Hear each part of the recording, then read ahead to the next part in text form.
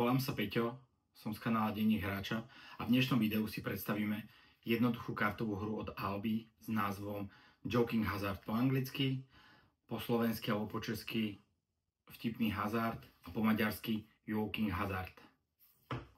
Povedzme si trošku viacej o hre Joking Hazard. Tá pôvodne vyšla v angličtine v roku 2016, na náš trh prišla v minulom roku, kde ju preložil Alby a vydal. Hra je pre 3 až 10 hráčov, takže už z toho napovedá, že je to predovšetkým party hra. V rámci náročnosti, ak sa orientujete na Board Game Geeku, tak je náročnosť až 1,02, takže pre úplných začiatočníkov to není, ale 1,02, ak dokážete rozprávať a čítať, tak táto hra je určite pre vás a zvládnete ju pravidlovo. Na krabici je napísané 3 až 10 hráčov. Čím viac ľudí, tým lepšie. Ani by som sa dokonca nelimitoval tými 10 hráčmi. Môže to hrať v podstate ľubovoľná veľká partia. Z môjho testovania niekoľkých hraní, čo som mal, čo som skúšal, tak čím viac ľudí, tým lepšie, tým väčšia sranda.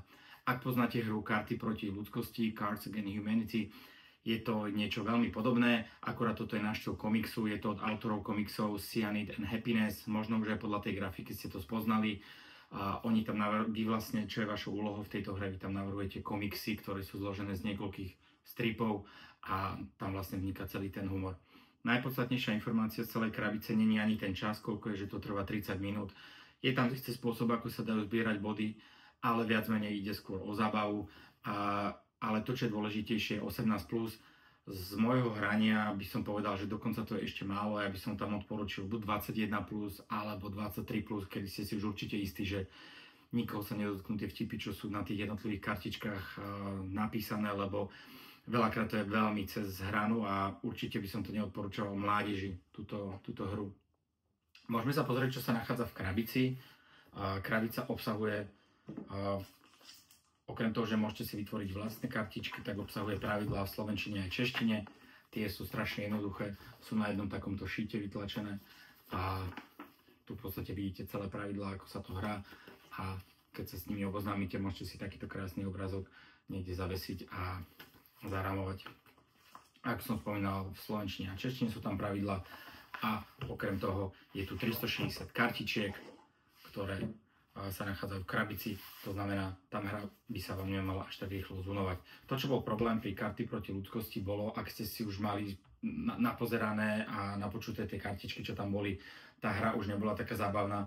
Tuto, že vytvárate spolu tie stripsy, koľko tam má ukladateľ kartičiek, taký dlhý je ten komiks, v pravidlách sa odporúča 3, tak strašne závisí aj na tom poradí, aké sú tam kartičky a tá hra oveľa dlhšie vydrží a oveľa dlhšie sa pri nej zabavíte. Navyše je to vyslovene party hra, ktorú odporúčam hrávať na chate, kedy sa bude niečo popíjať.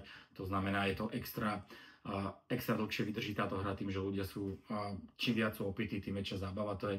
Tak menej si budete pamätať tých kartiček a znova keď sa zahráte, budete mať pocit, ako keby ste žiadnu z nich nevideli. Tak ako som spomínal, sú tam jednotlivé stripy, to znamená, ukladáte tie kartičky vedľa seba a z toho vznikne vlastne celý ten nejaký komiks.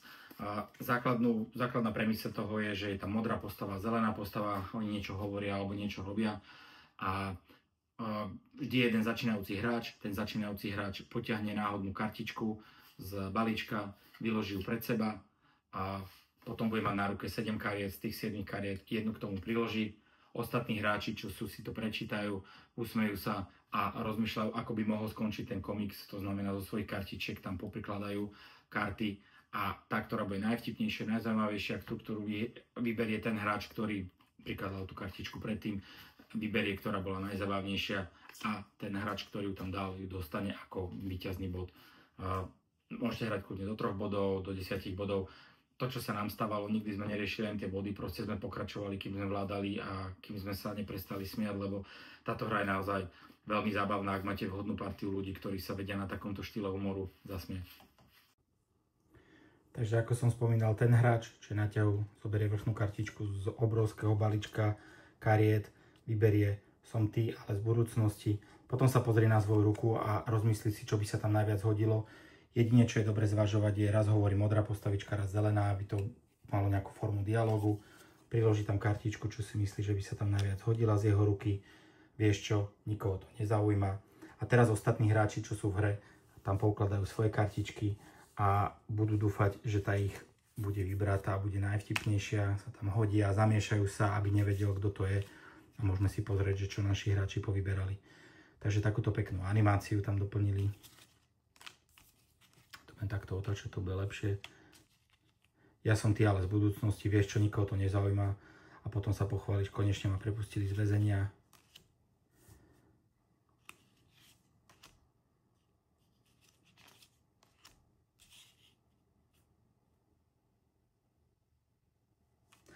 Takže asi takýmto štýlom sa hrá táto hra. Ak by vám nestačilo, koľko tam je kartičiek, alebo ste extra kreatívni, tak tu máte 10 kariet, ktoré nemajú text a môžete si ich dotvoriť. Takže sú to v podstate takéto dialógy. Rôzne situácie, čo robia postavičky modrá a zelená. A môžete si povytvárať tam vlastné dialógy, ktoré vzniknú už počas hry, napríklad čo ste hrali predtým. Alebo si ich rozdáte a môžu tam ľudia napísať. Poďme si zhrnúť takto na konci videa hru Joking Hazard, pre koho je vlastne hra vhodná. Je hra vhodná na oslavu 80-ky vašej babky? Pravdepodobne nie. Je hra vhodná pre deti, aby ste sa s nimi zabavili? No to určite nie. Je hra vhodná pre hardcore hráčov, ktorí majú vytetované logo Board Game Geek na ruke alebo poprípade na iných častiach tela? Na zresetovanie hlavy po náročnej hre prečo nie? No a napokon je hra vhodná pre nehráčov na chaty s kamošmi, na Silvestra alebo na posedenie u známych pri vínku? Tak tuto určite áno. Presne tu hra Joking Hazard prinesie hodiny zábavy a nebudete ju vedieť prestať hrať.